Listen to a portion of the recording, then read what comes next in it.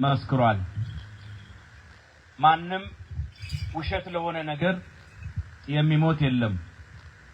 በፈረንሳይ ሀገር በፈረንሳይ አብዮት ወቅት አንድ ሰው የክርስትናን እምነት መመስረት በጣም ቀላል ነው አለ። አዎ ቀላል ነው አሉት ጳጳሱ። የሚጠይቀው ሞቶ መነሳት ብቻ ነው የሚል መልስ ሰጡት። ክርስቶስ ሞቶ ባይነሳ ኖሮ ሐዋርያት በድፍረት ለመሞት ወደ አደባባይ አይወጡም ነበር። በድፍረት ለመሞት ነገሩ እውነት መሆን አለበት። ያንን እውነት ደግሞ በልባችን ውስጥ አኑረን ስራ እንድንሰራ ኃይልን መታጠቅ ያስፈልጋል። መንግስት ጨክኖ ለወጣ ወታደር ወደዚህ ወሬ የምታወሩት ወደዚህ እንቅስቃሴ ወደዚህ ሆነ መንግስት የምትንቀሳቀሱ ቁጭ በሉ። መቼ ልሰሙኝ ነው? እሙጂ ቁጭ ባያችሁ። እሺ መንግስት ጨክኖ ለወጣ ወታደር የአየር ኃይልን የምድር ኃይልን ቦምቡን ፈንጂውን ክላሹን ዝናሩን ጥይቱን ኮዳውን ድሮኑን ልብሱን መከላከያውን ጓንቱን ጥሩሩን ሁሉንም ነገር ያለብሰዋል ያስታጥቀዋል። ጨክኖ ከወጣ መንግስት ሳይሰስት ሁሉን ያደርግለታል። ጨክኖ ላልወጣ ወታደር ግን እዛው የከተማ ፖሊስ ሁሉ አይሰጠውም፣ ዱላ ነው ያውም የፕላስቲክ። ጨክኖ ለወጣ ግን ሁሉ ይሰጠዋል። እግዚአብሔርም ጨክነን ስንወጣ ኃይልን ያስታጥቀናል፣ ያከብረናል። አንድ የአሜሪካ ወታደር አውሮፕላን ሲገባ ቅድሚያ ነው የሚሰጠው፣ ወይ ሁሉ ብድግ ብሎ ነው የሚያሳልፈው። ጨክኖ ወጥቶ ለሀገሩ ስለቆመ ለመሞት ስለወሰነ እኛም ጨክነን ስንወጣ እግዚአብሔር ኃይልን የመንፈስ ቅዱስን ኃይል ይሰጠናል፣ ያስታጥቀናል። ጎማ አይታችሁ ከሆነ ነፋስ ካልተሞላ ወይ ነፋስ ውስጡ ከሌለ እንኳን መኪናውን ተሸክሞ ሊሄድ ለራሱም መሄድ አይችልም፣ እዛው ነው የሚቀረው። እኛም ከሁለት አንድ ነገር መሞላት ግዴታችን ነው። ወይ በመንፈስ ቅዱስ ኃይል ወይ በአጋንንት ኃይል። ምንም ባዷችንን የመሆን መብት የለንም፣ አንችልም። በመሆኑም ወይ የመንፈስ ቅዱስ ኃይል ሊሞላን ይገባል ወይ መናፍስታዊ የሰይጣኑ ዓለም ነው። ከሁለት አንዱ መሞላት ግድ ነው። የወይን ጠጅ ሲጠጣ ሰው ወይን ጠጁ ሰውየውን እየተቆጣጠረው ሄድና የሰውየው መልእክት ሳይሆን ወይን ጠጁ የሚያናግረውን ይናገራል። ወይም ደግሞ ያጨሰው ጭስ ያደርጋል። ልክ እንደዛ ሁሉ መንፈስ ቅዱስም እኛን ሲቆጣጠረን በመንፈስ ቅዱስ ቁጥጥር ስር ስንውል እግዚአብሔር አምላክ በእኛ ላይ ያድርና ራሱን መግለጥ ይጀምራል።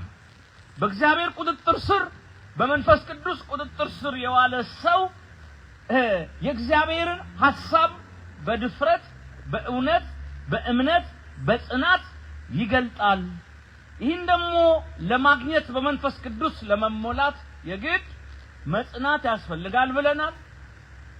በስፍራችን መገኘት ያስፈልጋል ብለናል። እግዚአብሔር መንግስቱን ያዘጋጀው ጀምረው ለሚያቋርጡ ሳይሆን ጀምረው ለሚፈጽሙ ነው። በቅናት ጀምረው በጽናት ለጨረሱ ኃይልን ያስታጥቃቸዋል። ሁለተኛ መጸለይ ብቻ ሳይሆን አብዝቶ ተግቶ መጸለይ። ጠላት ሲበዛ መሳሪያ መጨመር፣ በርትቶ መዋጋት ይገባል። ውጊያ አለ በመንፈሳዊ ህይወት ውስጥ። ውጊያን የምናሸንፈው በአምላካችን ፊት በጸሎት ኃይል በመንበርከክ ነው። ሌላው በአንድነት በመሰብሰብ ውስጥ ነው። በማርቆስ እናት በማርያም በአውፍልያ ቤት ተሰብስበው ባሉበት መንፈስ ቅዱስ ወረደላቸው በአንድነት። ልብ በሉ ኦሪት ዘፍጥረት ምዕራፍ 1 ስታነቡ የምድሩ ውሃ አንድ ቦታ ሲሰበሰብ ምድር ታየች አይደለም? አዲስ ነገርን የሚገልጠው መሰብሰብ ነው። አሁን እኛ ትልቅ ቋንቋ ተገለጠ ጥሩ ነው ቋንቋ። ነገር ግን ቋንቋን ስራ ለመስራት ይረዳል። ትልቁ ቋንቋ ግን ለቤተ ክርስቲያናችን ለዓለማችን የሚያስፈልገው ከአረብኛው ከእንግሊዘኛው ከዕብራይስጥኛው በላይ ትልቁ ቋንቋ ፍቅር ነው። ሰው ትልቁን ቋንቋ ፍቅርን ከጣለ ትንሹ ቋንቋ ያጣላዋል። በሰማይም በምድርም የታወጀው ትልቁ ሰውን የሚያግባባው ቋንቋ ፍቅር ነው። አሁን ከስፔን ከጣሊያን ከጀርመን ሰዎች ውጣጡና በጎ አድራጊዎች ወደ አፍሪካ ሀገራት ሄደው ህፃናትን አቅፈው ወላጅ አልባዎችን ሰብስበው በአንድነት ይታያሉ እና አንድ አይነት ቋንቋ የሚናገሩ ይመስላል፣ ግን አይደለም። አንዱ የአንዱን አይሰማው፣ ግን አንድ አይነት ቋንቋ የሚናገሩ ያስመሰላቸው ፍቅር ነው። ፍቅር ማለት ፍጹም ሰው ፈልጎ መውደድ አይደለም፣ ጎዶሎውን ሰው ፍጹም አድርጎ በመቀበል መውደድ ነው። እግዚአብሔር ኃይልም አለው ፍቅርም አለው። ከኃይሉ ይልቅ ግን ፍቅርን በመጠቀም ተደሰተ። መግደል የሚችለው ሊሞት መጣ። አያችሁ፣ እኛ አሁን ወደ ፀሐይ ብንሄድ ፀሐይን መንካት ፀሐይን መዳሰስ አሳብ የሚሰርቅ እንቅስቃሴ አልፈቅድም፣ ባካችሁ ታገሱኝ። እኛ አሁን ወደ ፀሐይ ብንሄድ ፀሐይ ጋር ብንሄድ እንቀልጣለን። መንካት መጨበጥ መዳሰስ አንችልም። ፀሐይ ወደኛ መታ ነው የምታሞቀን። ልክ እንደዚሁ ሁሉ እግዚአብሔርን በመለኮቱ በግርማው በአምላክነቱ መንካት መዳሰስ መጨበጥ አይቻልም። በፍቅሩ ፀሐይ ነው ወደ ዓለም መጥቶ ያሞቀን። በዙፋን ጌትነቱ ሳይሆን በበረት እና በመስቀል ውርደቱ ያዳነን። ሰው መሞቱ አዲስ አይደለም፣ አይገርምም። አምላክ ግን ሰው ሆኖ መሞቱ ይገርማል። ስለዚህ እግዚአብሔር በፍቅር ነው ዓለምን አንድ ያደረገው፣ ዓለምን ያዳነው። እኛም ህብረታችን፣ አንድነታችን፣ ፍቅራችን ኃይልን እንድንለብስ ያደርገናል።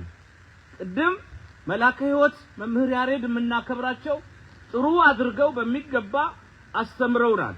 የበረሃው አጽናኝ፣ የሐዘን ማቅ ቀዳጅ፣ ነጠላውን ሰራዊት የሚያደርግ ብቻውን የወጣውን ሺህ የሚያደርግ የሺዎችን ምክር በምክሩ የሚሽር አጽናኝ መንፈስ ቅዱስ እርሱ በህይወታችን ውስጥ የሚሰራቸውን ስራዎች ተመልክተናል።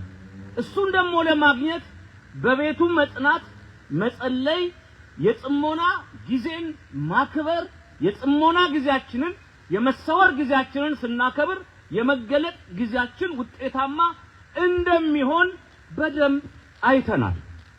አሁን ምነግራችሁ የተወሰኑ ነጥቦች ነው። መንፈስ ቅዱስ እኛን ለክርስቶስ መንግስት የሚሞሽር ነው። ለሙሽራው እየሞሸረ የሚያዘጋጅ ቤተክርስቲያንን የሚመራት መንፈስ ቅዱስ ነው። ያለ መንፈስ ቅዱስ እርዳታ ምንም ነገር ማድረግ አንችልም። ክርስቶስ ምንድነው ያለው? ኃይልን እስክትለብሱ በኢየሩሳሌም ቆዩ ብሏል። ኃይልን መልበስ፣ ኃይልን መታጠቅ ያስፈልጋል። አንድ ሰው አንድ ክርስቲያን ኃይልን መልበሱ መታጠቁ የሚታወቀው እንዴት ነው? ኃይልን የለበሰ ሰው የታጠቀ ሰው ለውጊያ በመንፈሳዊ ዓለም የወጣ ሰው የአንድ ክርስቲያን መገለጫው ምንድነው? አዎ ኃይልን እስክትለብሱ በኢየሩሳሌም ቆዩ ብሏል። ኃይልን ከለበሱ በኋላ ዓለምን ዞረው ለውጠዋል። ይሄ ኃይል ዓለም ካለው ኃይል ስለሚበልጥ በሞት ፊት ሞትን እየናቁ ለዚህ መናኛው ዓለም ለዚህ ጊዜያዊ ዓለም አንገዛም ብለው ለአናብስ እየተሰጡ ለጅብ እየተሰጡ ቆዳቸው ተገፎ ስልቻ እየወጣለት ነገስታቱ 10 የሮማ ቄሳሮች ከላይ ሆነው በየዘመናቸው ከላይ ሆነው ሰገነት ላይ ሆነው በክርስቶስ ኢየሱስ ያመኑ ክርስቲያኖች ከአንበሳ ጋር እንዲታገሉ እንደ መዝናኛ የአርሰናል የማንቸስተር ጨዋታ ወይም እዚህ ሀገር ያለ ጨዋታቸው አለ የዚህ ሀገር ልክ እንደሱ እንደ መዝናኛ በቴሌቪዥን ከፍተን ወይ ስታዲየም ገብተን እንደምናየው እነሱ ደግሞ ይዝናኑ የነበሩት በምንድነው? ክርስቲያኖችን አንበሳው የገነጣጠለ ሲበላቸው፣ ጆሮውን ሲነቅለው፣ እጁን ሲነቅለው፣ አፍንጫውን ሲነቅለው፣ አይኑን እየጎለጎለ ሲያወጣው አይታችሁታል? እንደው እኮ በሽታ ወይ መኪና አደጋ አንዴ ሊገል ይችላል፣ ጥይት አንዴ ሊገል ይችላል፣ ፈንጂ አንዴ ሊገል ይችላል። ግን ለአንበሳ ስትሰጡ አይታችሁታል? በቁማችሁ እጅን ለብቻው ሲነቅለው፣ ጉበትን ለብቻው ሲያወጣው፣ አንዱ ኩላሊት ሲነቅለው አይኑ እያየ በእንዲህ አይነት ድፍረት መጥበሻ ላይ ተደርገው እንዲህ ይኸው ዘይቱ እንዲህ የተንጨረጨረ እዛ ላይ ሲያረጓቸው ትክዳለህ ክርስቶስ አልክድም እዛ ላይ ገብተው የተቀቀሉት ዘይቱ እያቃጠላቸው እንደ ብስኩት እንደ ሳምቡሳ አይጠበሱት። ይሄ ብቻ አይደለም፣ ቆዳቸውን በቁማቸው እየገፈፉ ላያቸው ላይ የሚያቃጥል ድኝ እያደረጉባቸው ቤንዚል እያፈሱባቸው ሲያነዷቸው ወይም ከእግር ጀምሮ እየቆራረጡ ትክዳለህ አልክድም። ይሄ ሁሉ ጽናት፣ ይሄ ሁሉ ብርታት፣ ይሄ ሁሉ ድፍረት፣ ሞትን መናቅ፣ መከራን መቻል ከምን መጣ? ኃይልን ከመልበስ መጣ። ዛሬ 1 ብር ቤተክርስቲያን ባልሰጥ ኖሮ 10 ብር አልዘረዝርም የሚል ትውልድ ባለበት እንዴት ተብሎ ነው ኃይልን ለብሷል የሚባለው? ኃይልን የለበሰ ክርስቲያን መገለጫው ሞትን አይፈራም። ቅድስት አርሴማ ኃይልን ስለለበሰች እኮ ነው አሁን በቤቷን ያለ ነው። ኃይልን ስለለበሰች ነው። ክርስቶስ በሌለበት ቀዳማዊት እመቤት ከምባል ክርስቶስ ባለበት ተራ ሴት ሆኜ ልኑር። ክርስቶስ በሌለበት ቤተ መንግስት ውስጥ ካባ ደርቤ ዘውድ ከምደፋ ወሳኝ ሰው ከንጉሱ ቀጥሎ ስልጣን ተጋሪ ከመሆን የላሜ ጣመ ከመበላ በቤተ መንግስት ክርስቶስን ይዤ ልራባለች። እየቆራረጡ ሲገሏት ምን አሳላት? ኃይልን ስለለበሰች፣ ኃይልን ስለለበሰች። ሶፋ ቤተ መንግስት ውስጥ ያሉትን ሲቆረቁራቸው አሸዋ ላይ መተኛት፣ ጠጠር ላይ መተኛት ግን የተመቻቸው ለምንድን ነው? ኃይልን ስለለበሱ። ኃይልን የለበሰ ክርስቲያን መገለጫዎች አሉት።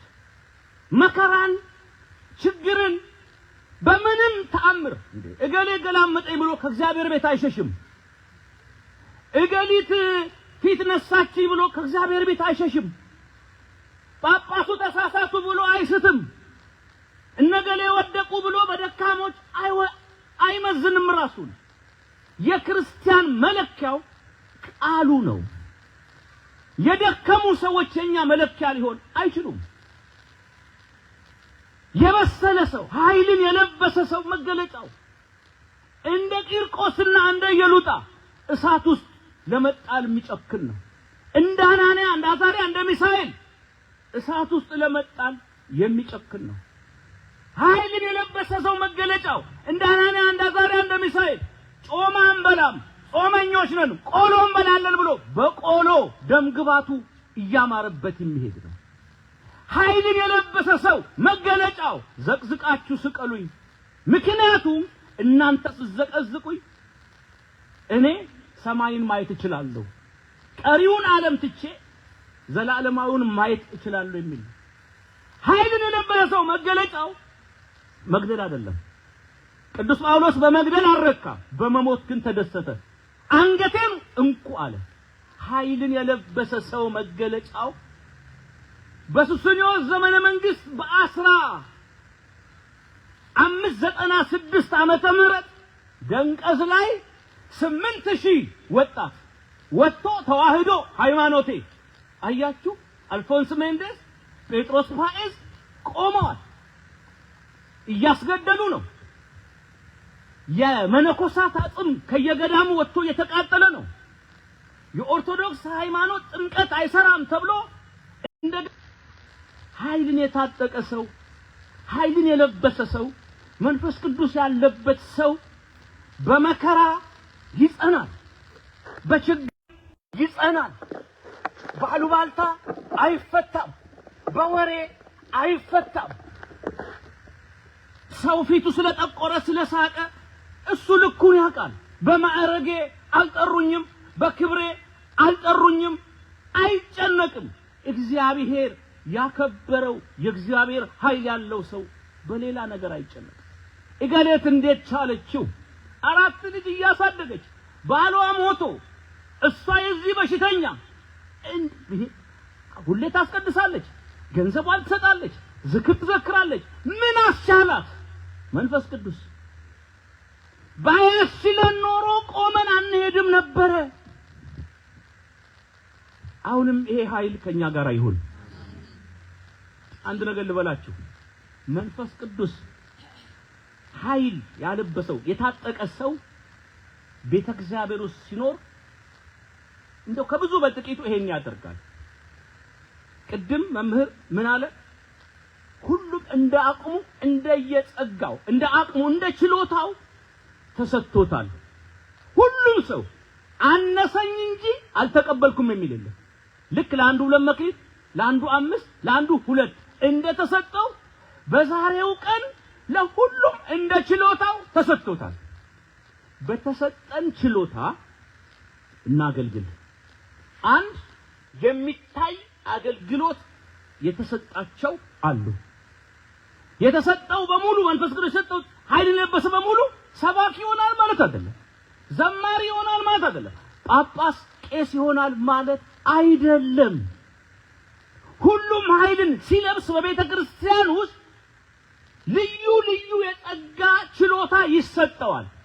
አንደኞቹ የሚታይ አገልግሎት ይሰጣቸዋል። ምን የሚታይ እንደኔ መስበክ፣ እንደ መላከ ሕይወት፣ እንደ አባታችን መላከ ሳህል እንደ አስተዳዳሪ አይነት ጸጋ። ይሄ ጸጋ ከ100 ዓመት አንዴ፣ ከ50 ዓመት አንዴ፣ ከ30 ዓመት አንዴ ሊሰጥ ይችላል። አልፎ አልፎ ነው የሚታየው የሚሰጠው። የማይታየው ሁለተኛው ደግሞ መንፈስ ቅዱስ ምን አይነት ሰጥቷል? የማይታይ ስራ እንድንሰራ ኃይል ይሰጠናል።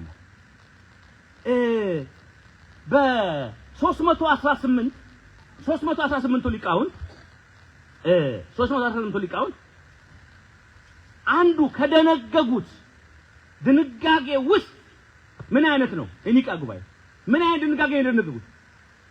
እነዚህ የግሪካዊው የፕላቶናዊ የግሪክ ፍልስፍና ተከታዮች ዶሴቲኮች ምን ይሉ ነበረ? ልዑል አምላክና ትሁት አምላክ አለ ብለው ያምናሉ። ይሄ ትሁቱ አምላክ የሚታየውን የፈጠረ ነው። ቅዱሱ አምላክ የማይታየውን የፈጠረ ነው።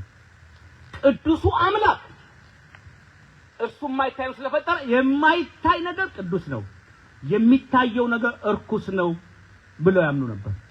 በዚህም የተነሳ የሚታየውን አካል አምላክ አይዋሃድም።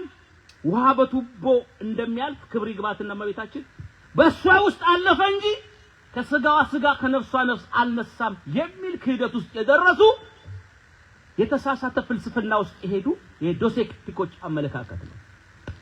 ከዛ አባቶቻችን ምን ያሉ ተሰብስበው ጸሎተ ሃይማኖትን ደነገጉ። ምን ብለው? ሰማይ የሚታየውና የማይታየውን ሰማይና ምድርን በፈጠረ በአንድ አምላክ እናምናለን። አያችሁ፣ የሚታይ ነገር ፈጥሯል፣ የእግዚአብሔር ነው። የማይታይ ፈጥሯል፣ የእግዚአብሔር ነው። የሚታይና የማይታይ ነገር አለ ማለት ነው። ሁለተኛ ቅዱስ ሲኖዶስ ቤተክርስቲያንን ሲመራ የሚታይ ሲኖዶስ አለ። ሊቃነ ጳጳሳት 50ም 60ም ይሁን። የማይታይ ደግሞ መንፈስ ቅዱስ አለ። ቀጥሉ። ሶስተኛ መንግስት በሚታይ ወታደር በማይታይ ደህንነት ህዝቡን ይጠብቃል። በሚታይ ደህንነት ይሰልላል፣ የህዝቡን ደህንነት ይጠብቃል። በሚታይ ወታደር በሚታይ ፖሊስ ደግሞ የህዝቡን ደህንነት ይጠብቃል።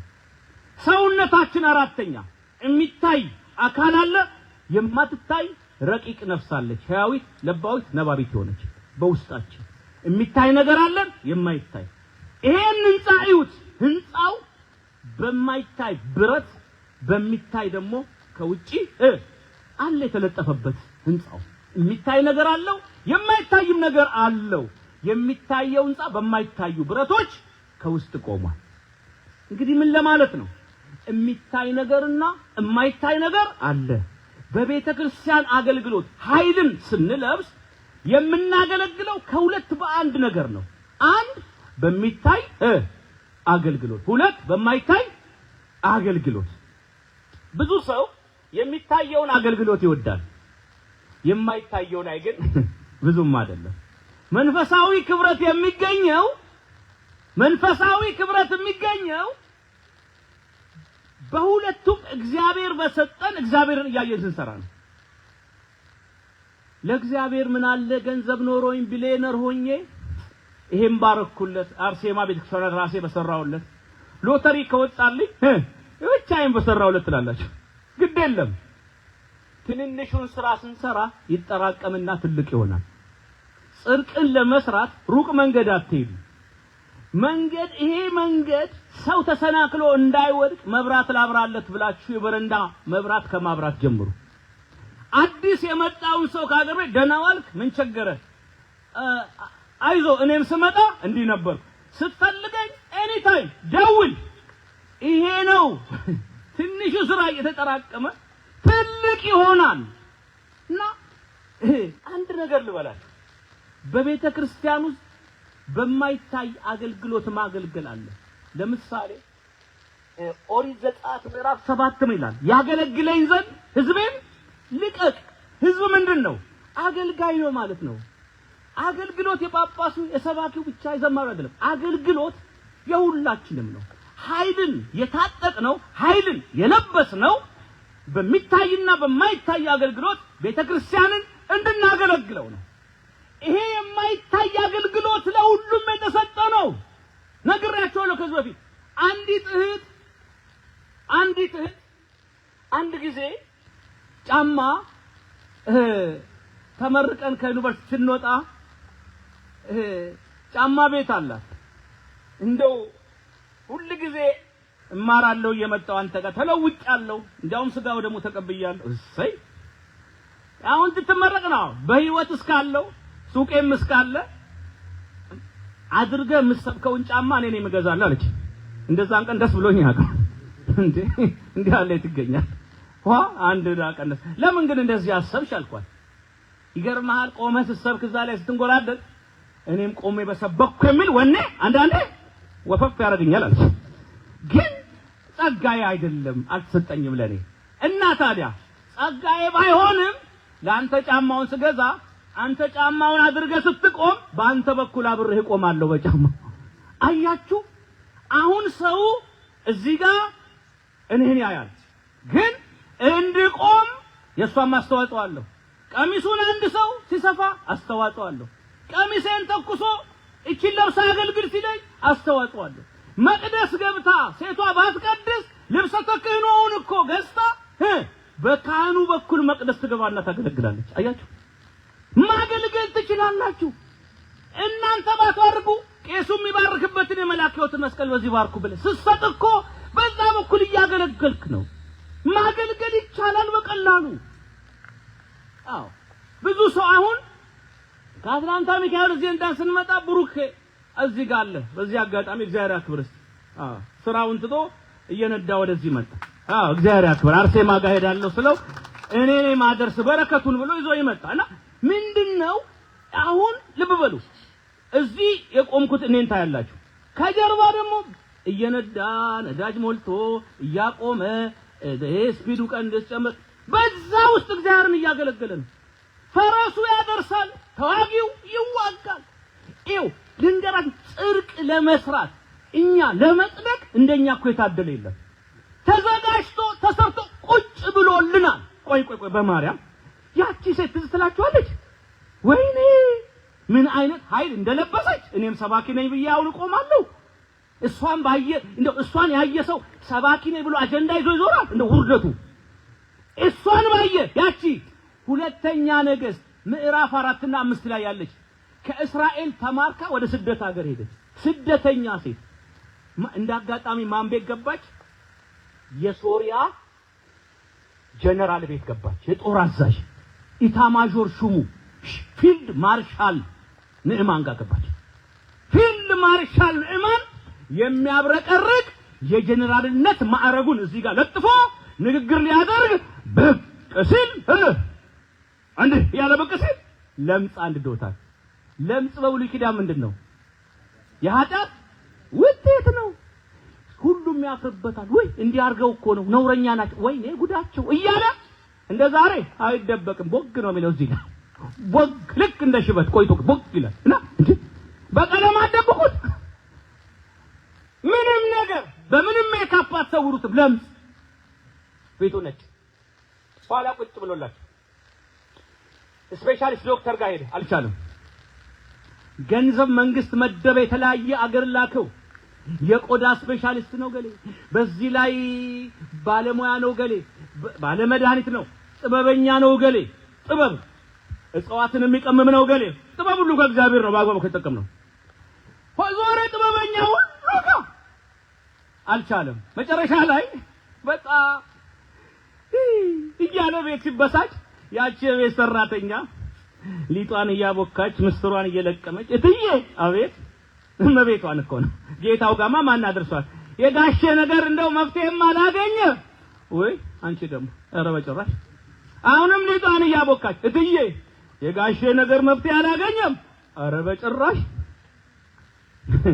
ግን እኮ እኛ ሀገር እኮ ጸበል አለ እዛ ሄደው ጋሼ ቢጠመቁ ይድናሉ ወይ አንቺ ደግሞ እዚህ ተሞክሮ ያቃተው ስትሰብካት ስትነዘንዛት ስትሰብካት ቀስብላ ልቧ አይለወጥም። ንግስቱ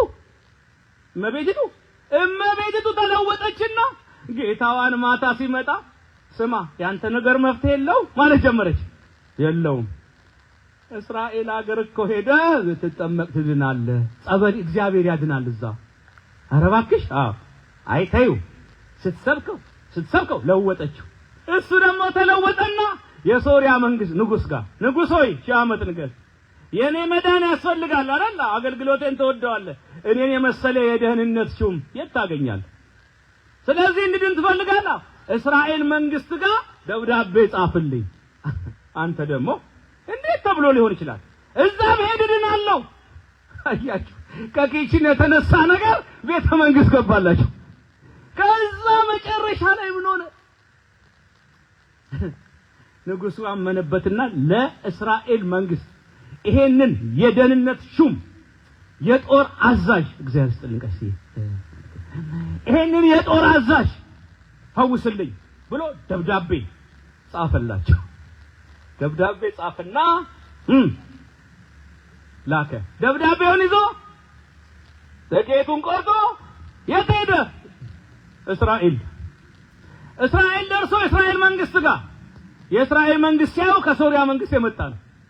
እንድታድንልኝ ይሄን የደህንነት ሹም ነገር ፍለጋ ነው እንጂ ነው ጦርነት ቅስቀሳ ነው እንጂ በቃ የሆነ በሚሳኤል ልትመታኝ አስባለች እንጂ ሶሪያ እኔ ከየት አባቴ አምጥቼ ነው ሰውዬ ማድነው እንዴ አለ። ለካ እሱ ጋር ያለውን ኤልሳዕ አላወቅም፣ ጸበሉን አላወቅም። በተስኪያን ሳሚ ከሩቅ ይመጣል።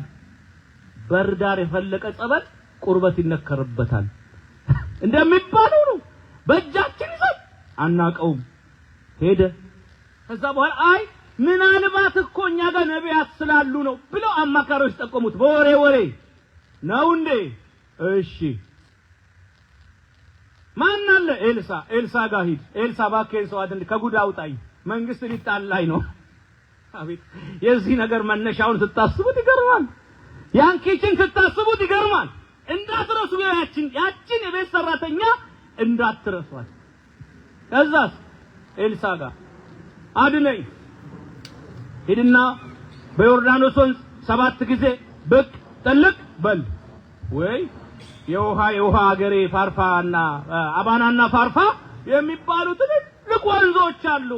ዝም ብዬ ነው የደከምኩት። እዲያ የማይሆን መረጃ ኢንፎርሜሽን የተሳሳተ ነው ብሎ ሰረገላው ላይ ወጣና ቻው ብሎ አክርፎ ሲሄድ አማካሪ ጥሩ ነው የካርድ አላለ የኤክስሬ አላለ የአልትራሳውንድ አላለ ኤምአርአይ አላለ ምን አላለ ምን አለበት ሄደ ብትሞክረው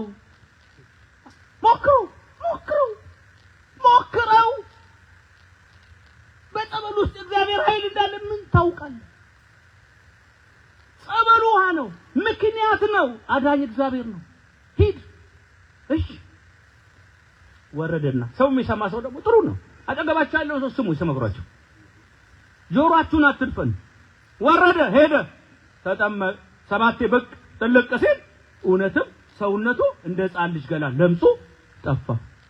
በአንድ ጊዜ አንዳንዱ ሰው ቲክቶክ ላይ ሲቀመጥ መልኩ ፈረንጅ ይመስላል አይደል? ፊልተር አድርጎት በቃ ፊልተር አድርገው። ይሄ የእውነተኛው ነው። በኦሪጂናሉ ላይ እንደምታዩት ወይ በአዶቤ ተስተካክሎ ፕሮፋይል ፒክቸር ላይ ሰው ለመሳብ የመጣ በሜካፕ የመጣ አይደለም። አንዳንድ ሰው መልኩ በሜካፕ ይቀይራል አይደል? አንዲት ልጅ ሚዜ ነኝ ማዬ ነይና ሰርጉ ላይ ታደሚ ብላ ኤልሳ ትባላለች ጠራቻት እናቷን። በሜካፕ ራሷን ቀይራ ስትመጣ እናቷ እንዴት ወቋል? እቺ ኤልሳ ሚዜ ነች አላላችሁኝም ነበር? የተደች ይላሉ ይፈልጓት።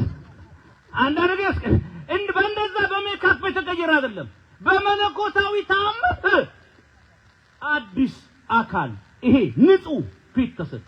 ጠፋ እንዳለ እንኳን ለምጽ ማዲያት ማጥፋት እንዴት ማን ቀባው ነገር አለን? ራሱ ሌላ እኮ ማዲያት ነው። እና ዘሰቆች ልውጥ አማረበት ቁጭ ከዛስ አፈሯን ጭኖ ተአምሯን እየመሰከረ ወደ ሶሪያ አድኖ ተመለሰ። አሁን ስለሱ ታሪክ ለመናገር አይደለም። የዚህ ሁሉ ታሪክ መነሻ ማናት? ቢሮዋን ኪችን ያደረገች ማናት? የቤት ሰራተኛዋ በሉኝ። ቢሮዋን ኪችን ያደረገች ማናት? ሁለት ሀገሮችን ለማገናኘት ጎበዝ ዲፕሎማት የሆነች ማናት? የእግዚአብሔር ስራ በአደባባይ እንዲገለጥ የእግዚአብሔር ተአምር በጸበሉ ውስጥ እንዲገለጥ የዮርዳኖስ ጸበል ተአምር እስካሁን ድረስ በመጽሐፍ ቅዱስ ተጽፎ የቱሪስት መስህብ እስኪሆን የአማኞች መሳለሚያ ቦታ እስኪሆን ድረስ ተአምር የገለጠችው ያቺ ሴት ማናት? የቤት ሰራተኛዋ። አያችሁ፣ ትልልቅ ስራ ለመስራት ትልቅ ቢሮ አያስፈልግም። አውደ ምሕረቱም አይረዳም፣ ጥሩ ስፒከርም አይረዳም፣ ቴሌቪዥኑም አይረዳም። ትልቅ ስራ ለመስራት ቁርጠኝነት እምነት ነው የሚያስፈልገው። አያችሁ፣ መንፈሳዊ ክብረት የሚገኘው ሰው ያየኛል ብሎ በመስራት ሳይሆን እግዚአብሔርን እያዩ በመስራት ውስጥ ነው። እቺ ሴት እግዚአብሔርን እያየች ነው የሰበከችው። ዛሬ እኮ ኦርቶዶክሱ ስለ እምነቱ አይመሰክርም። እቺ ሴት የማትታይ ናት፣ ግን የሚታይ ጀነራልን ከጀነራል መሪን ከመሪ ሀገርን ከሀገር ያገናኘች የእግዚአብሔርን ተአምር በአደባባይ ሊገለጽ ያደረገች ስውር ሴት ናት። ለእምነታችሁ ድብቅ ብላችሁ ሽፍን ብላችሁ ማንም ሳያውቃችሁ መመስከር ትችላላችሁ፣ መናገር ትችላላችሁ። በማይታይ አገልግሎት ቤተክርስቲያናችሁን መደገፍ ትችላላችሁ። ደብዝዘው ያፈኩዋሉ፣ እነሱ ሰጥመው ያንሳፈፉዋሉ። ዝናና ወንዝ ከበድ ያለውን ያሰጥማል፣ ቀለል ያለውን ያንሳፈፋል። ሰጥመው ያንሳፈፉዋሉ፣ ተደብቀው ያፈኩዋሉ። ምስኪን እናት ሰው ያውቃትም ታዋቂ ዶክተሩን ያስተማረች ሳትማር ያስተማረች ሳትጫማ ጫምታ ከሰው በታች ሆና ከሰው በላይ ያደረገች ሙሴ ይላል። እስካሁን የሙሴ እናት መጽሐፍ ቅዱስ ስሟ ይላል። ግን ይሄን መስፍን የወለደችው ያሳደገችው ተደብቃ ነው። ከጀርባ ሆነው ስራ የሚሰሩ ብዙ ሰዎች አሉ፣ ብዙ የተደበቁ ሰዎች አሉ። ከትልልቅ ሰዎች በስተጀርባ ሌላ ትልልቅ ሰዎች አሉ። ከመሪዎች ከሚኒስቴሮች በስተጀርባ ከባባድ አማካሪዎች አሉ። ልክ እንደዛው ሁሉ ተደብቃችሁ በስውር በማይታይ አገልግሎት እግዚአብሔርን ማገልገል ትችላላችሁ። በማይታይ አገልግሎት። ታዲያ ይሄ አገልግሎታችን የማይታይ አለ፣ የሚታይ አገልግሎት አለ። በሚታየው አገልግሎት ላይ ብዙ ሰው ይሳተፋል። ብዙ ሰው እጁን አውጥቶ ይላል። ግን እስቲ ይሄ አገልግሎት የማይታየው አገልግሎት ትንንሹ አገልግሎት የምንለው ምንድነው? አንደኛ በመታገለግሉበት ሰዓት በጸሎት ማገልገል ይቻላል። በጸሎት ይተጉ ነበር ይላል አይደል? ዛሬ መንፈስ ቅዱስ ይወርድላቸው ይተጉ ነበር። በጸሎት መትጋት ሐዋርያት 1:6 በጸሎት ይተጉ ነበር ይላል። በጸሎት ትጉ፣ በጸሎት ማገልገል። ሉቃስ 2 ላይ ሐና በጸሎት ታገለግል ነበር 84 ዓመት 7 ዓመት ትዳር ሞከረች፣ አልሆነም። ትዳሬ ክርስቶስ ብላ እሱን ያገለገለች ትኖር ነበር ይላል። ይቺ ሴት በጸሎት እግዚአብሔርን ማገልገል ይቻላል። ጸልዩ ስለ አገልጋዮች፣ ጸልዩ ስለ ቤተ ክርስቲያን፣ ጸልዩ ለእያንዳንዱ ለዓለማችን ጸልዩ። ቀላል አይደለም። አንድ ሀብታም ሰው ማን ነው ብሏችሁ ወይ ቢል ጌት ወይ ኤሎን መስክ እንዳትሉ። ሀብታም ማለት የሚጸልይለት ሰው ያለ ሰው ነው። ክርስትና ስማችሁን ሰው ሰጥቶ ክርስትና ስሙ ጸልይልኝ ሲል እሺ ብላችሁ ዝም ብላችሁ አትቀበሉ። አደራ ነው። አጀንዳውን ለእግዚአብሔር አጀንዳ አድርገው ነው የመለኮት አጀንዳ አድርገው ብሎ ሰው አደራ ሲሰጣችሁ ዝም ብላችሁ እሺ ብላችሁ አትተው። ተቀበሉ፣ ጸልዩ፣ ያን ሰው ጥሩት እግዚአብሔር ፊት። ምክንያቱም ዛሬ የምንበላው የምንጠጣው ያገኘነው በረከት ወይኛ ወይ ሌሎች ትናንት የጸለዩልን ነው። እኛ ረስተነዋል፣ ግን እግዚአብሔር ስለማይረሳ ዛሬ የከፈለን ነው። እኛ አንዴ ነገር ረስተን እሱ ግን አይረሳም። በህልውናው ፊት መቆም እንደ ካህኑ አብያታር ኤፉዱን ለብሶ በህልውናው ፊት መቆም፣ በእግዚአብሔር ህልውና ፊት መቆም የመሰለ ነገር የለም። አንድ ሰው በጸሎት አሳሰባችሁ ማለት አጀንዳችሁን የመለኮት አጀንዳ አድርጎታል። ቤተ መንግስት ገብቶ አንድ ሰው ትራምፕ ፊት ቢቆም ሐሳቡ ወይኔ የተቀረጽኩ ነው፣ ሰው ያያየኝ ነው፣ ዓለም ያያየኝ ነው ብሎ ሊያስብ ይችላል። በሐሳብ መሄዱ እዛ መቆሙን አይከለክለው። እግዚአብሔር ፊት በጸሎት መቆማችሁ ምንም ነገር ከእሱ ፊት እንዳትቆሙ ያርጋችሁ። ሐሳባችሁ ቢበታተንም እንደ ስጋ እሱ ፊት ቆማችኋል። ቆሙ። ፍጹም ነገር ያለው በሰማይ ነው። በስፍራችሁ ተገኙ። በጸሎት ማገልገል ሰዎችን ስለ አገልጋዮች እናቶች ጸሎት፣ የአባቶች ጸሎት፣ የወንድሞች ጠቅሞኛል። በጣም ብዙ ሰዎች እንደሚጸልዩልኝ አጣኝ። በጣም ከብዙ ነገርም ያወጣኝ እሱ ነው። ብዙ ሰዎች ጃንጥላ አስገብተዋል። ብዙ ሰዎች ስንታሰር፣ ብዙ ሰዎች ስንሰደድ ለምን ኖረን እንድናገለግል ስለሚፈልጉ የነሱን ጸሎት እግዚአብሔር ስለሚሰማ ጸሎት። ጴጥሮስ ነገ ሊታረድ ነበር፣ ግን ሐዋርያት 12 ላይ ክርስቲያኖች ተሰብስበው ይጸልዩ ነበር ይላል። ጸሎት አጀንዳን በጸሎት ያገለግሉ ነበር ይላል። ከጀርባ ግን ሰንሰለቱን ፈትቶ መልአኩ እንዲያወጣ ያደረገው ጸሎት ነው። ጸሎት በማይታይ አገልግሎት። ሁለተኛ ትልቁ ጸሎት የምን አገልግሎት ነው? ሁለተኛው ጸሎት አገልግሎት በመስተንግዶ ማገልገል። ይሁን ይሳብ በመስተንግዶ ምስሩን ስትገዙ፣ ስትለቅሙ፣ ስትቀቅሉ፣ ወጧን ስትሰሩ አገልግሎት አይመስልም ማለት እርጥቡ ሲጤስባችሁ፣ ደረቁ ሲነድባችሁ፣ እያንዳንዱን አይነት ሰርታችሁ ቅባቱን አመጣጥናችሁ ወደዚህ ደግሞ ይዛችሁ መጣችሁ እንጀራውን አመጣችሁ ቆማችሁ ሌሊት ማህሌት አለ ወይ ሰዓታት አለ፣ ኪዳን አለ፣ ቅዳሴ አለ፣ ንግስ አለ፣ ስብከት አለ፣ ዝማሬ አለ። ከዛስ ደጀ ሰላም ላይ ደግሞ የእግዚአብሔር አገልግሎት እንዲቀጥል ማድረግ። አንዲት እህት ምን ብላ ጻፈች? ግድግዳው ላይ ኪችኑ ሳህን ማጠቢያ ቦታ ጋር ይሄ ትልቅ የአገልግሎት ስፍራ ስለሆነ ጥንቃቄ አድርጉ ይላል። በጣም የአገልግሎት ስፍራ ነው። ሳህኑን ማጠብ፣ ቆሻሻውን ማንሳት፣ ቆሻሻውን መጣል፣ እጅግ በጣም እቺ ቱጎ ቦክሷን ገዝቶ ማምጣት አገልግሎት ነው። ወንጌል ማሳለም፣ ወንጌል መስበክ ብቻ፣ ወንጌል ማሳለም፣ ሙዳይ ምጽዋት ማዞር፣ ጧፉን ማዞር፣ ይሄን ድንኳን ማቆም፣ ማፍረስ፣ ከበሮ ማስወጣት፣ ማስገባት፣ ሰረገላውን መግፋት፣ መሸከም ምንድነው? አገልግሎት ነው። ይሄ ኃይልን የለበሱ ክርስቲያኖች መገለጫ ነው። መገለጫ ነው።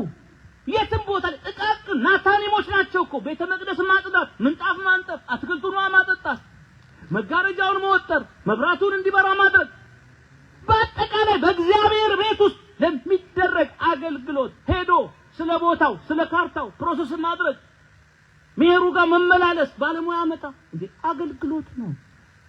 ይሄ ኃይልን የለበሰ ሰው እንደምን አግብቶት ነው? ምን ጊዜ እንዴት ጊዜ አገኘ? በቤተክርስቲያን ጉዳይን ልፈጽም እየሄድኩ ነው። ይሄን ላረግ እያገለገለ ነው። ኃይልን የለበሰ ሰው መገለጫው ከጀርባ ሆኖ ብዙ ነገር ለቤተ ክርስቲያን ይሰራል፣ ሐሳብ ይሰጣል፣ ምክር ይሰጣል። ኃይልን የለበሰ ሰው መገለጫ። ይሄ ብቻ አይደለም። ሌላው በመስተንግዶ ያገለግላል ሰው፣ ምግብ በማቅረብ ያገለግላል ሰው፣ መኪና ፓርኪንግ በማድረግ ያገለግላል ሰው። ከዛ ባለፈ በምን ያገለግላል? በገንዘብ ያገለግላል። በገንዘብ ሉቃስ 8 ትዝ ይላችኋል። ሉቃስ 8 ላይ የባለስልጣናት ሚስቶች ጭምር ተደራጅተው ማህበር አድርገው የክርስቶስን አገልግሎት በገንዘባቸው ይደግፉ ነበር ይላል። በገንዘብ ኃይልን የለበሰ ሰው መገለጫው በገንዘቡ እግዚአብሔርን ያከብራል፣ በገንዘቡ እግዚአብሔርን ያገለግላል። ገንዘብ ሲያደርጉት ጥሩ ነው። ከገዙት ጥሩ ሎሌ ነው። ከተገዙለት መጥቶ አሳዳሪ ነው። በገንዘብ ሰው ማገልገል ይችላል። ገንዘባችን እግዚአብሔር ሲከብርበት ደስ ይላል። ገንዘባችን ወንጌል ሲሰበክበት ደስ ይላል። መጽሐፍ ምን ይላል? ሳታቋርጡ